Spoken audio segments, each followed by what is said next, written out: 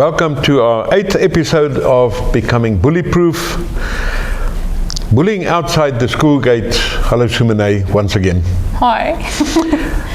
All right, so we'll fall right in. How does bullying outside the school environment, such as in communities or online spaces, affect a person's sense of safety and emotional well-being? I think this is quite an important start to this week. Absolutely, and thank you so much for being here again, and thank you for all of you that is following this journey with us. So most definitely, we touched a couple of times on bullying within the school premises, but outside of the school premises, bullying can actually also continue. And if we look a bit at a more wider perspective of this, we focus more on adult bullying on this episode. And not necessarily children that is being bullied, but adults outside of the school gate. Most definitely, psychological impacts of the bullies outside of the school gate, things such as higher insecurity levels, lower self-esteem, difficulty maintaining a sense of safety, and having that safe place where they can go to. You know, the next question is, in what ways can cyberbullying be more psychologically harmful than face-to-face bullying? But I want to say something on what you've just said.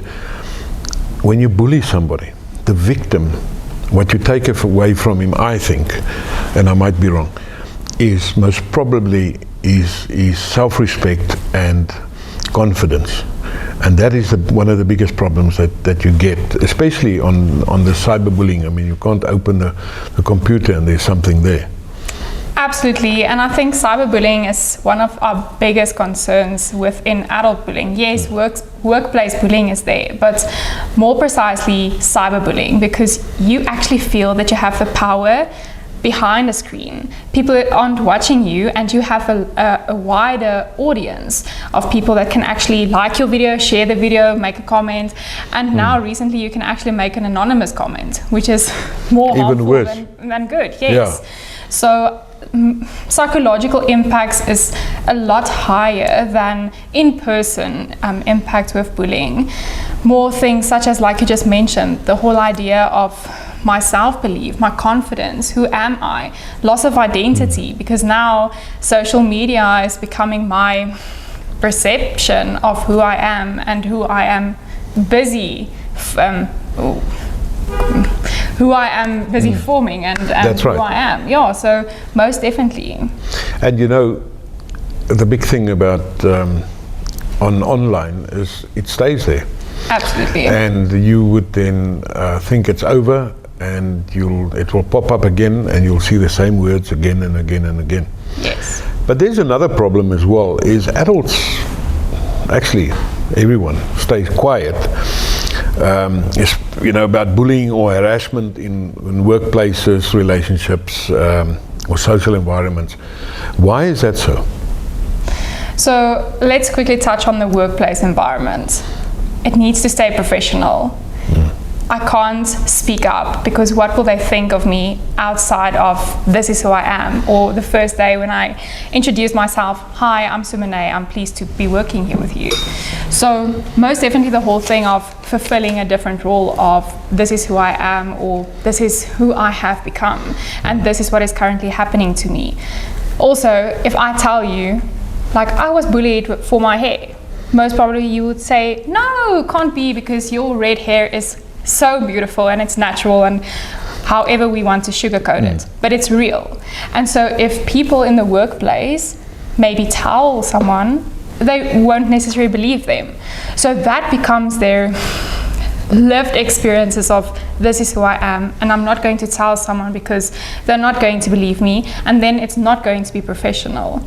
So workplace, that is what happens. But there's another thing coming up, and we're going to ask a question about that now, about bystanders and so on. But first of all, the first thing is, one tends to put up a mask. Absolutely. So we've spoken about a mask a number of times. So the mask is always there. But also, you don't want to tell your co-workers, because a lot of times the co-workers sort of don't really care.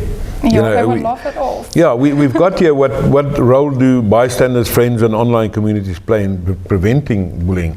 And actually they play a far bigger role, I think, than what they realize. Because I mean, if you were bullied and you come to me in the workplace and say, oh, this guy's harassing me, or beautiful, or so, oh yeah, just go and do this and this, and that's the end of it. And actually what I'm saying is, please don't bother me. Yes.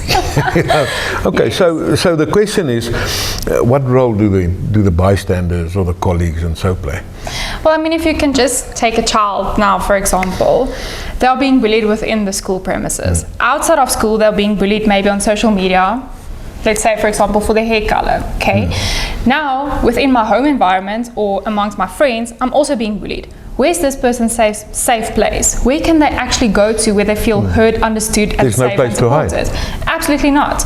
And that is our biggest concern. And that is why it's so important for them to have people that support them, to nurture them, and to be there for them, especially in these times. So people can really just be a supporter.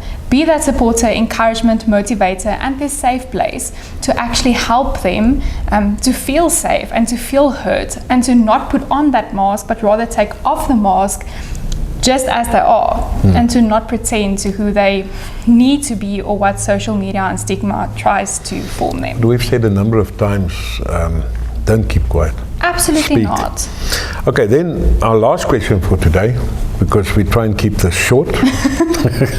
How can social media increase the spread and impact of bullying behaviors among both teenagers and adults?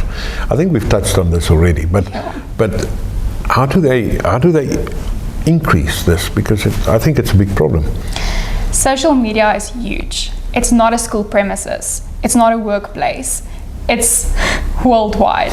It takes one button to spread to 1 million of people, and that is one of our biggest things. And they don't go away. Sorry, I'm interrupting you, but it doesn't go away. No, you can delete it, but people saved it, they screenshot it, so it goes a lot further than just, oh, okay, I deleted this post, now it's gone. It's not gone. It's there. It's in the algorithm. It's there now. It's somewhere.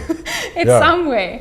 Everybody likes to say it's on the cloud. It's on the cloud. It's there. So it's there. So please don't. And also, I think it comes quite back to our first episode of the spreading of bullying videos. Why would you comment anonymous or spread or like this post? Yeah. Do something about it. Report it. Why would you record it in the first place? You know, just by not doing anything when somebody is being bullied, it makes you part of that bullying problem. Absolutely. Now, you say that's what I want to say. It's quicker to upload than to delete. Absolutely. It goes up, it's short, you think it's a few seconds, it's up there and we can delete it quickly. But once it's on the internet, once it's onto the system, it takes huge effort, and not minutes or so, months to get that deleted throughout where it's gone. Yes. You know, so that is the biggest problem, I think. I just want to end off with this, is that, you know, myself on social media, I see this literally every single day. Why can we put hateful comments down and not spread positivity and kind words? It's so easy to tell someone like, listen here, your shoes is dirty, or pink is not your color. Or you're not looking nice today, or something like that. And no, I'm not bullying. I'm not a bully. That is actually bullying behavior. It starts with verbal, and then it goes to physical and more deeper than that. So please, don't. Maybe try this for a week, is to really just spread some positivity. Find something within your day that you can just compliment someone. Even if it's just to say, listen here, your smile is beautiful today. I mean, that's something simple, and it doesn't dig into their personality and their personality traits, and that is what we want to prevent. I think let's challenge our viewers, for those that actually watch right through the video. Absolutely. Let's do this. Look at somebody in the office that really needs it. Yes. And take this week and comment on the next week how your positive comments has changed that person for that week, and do a positive comment every single day, and refrain from doing negative comments. Yes. And let's see if we can call it up and have a good conversation about positive comments. Yeah, absolutely. Right. So our disclaimer, of course, is this is just to help you. If you need any information or need consultation, we are putting Sumoné's details on our text, and you can contact her and make an appointment, and she would gladly help you. Yes, you are more than welcome to. Yeah, well, thank you for watching the Bulletin. Thank you so much.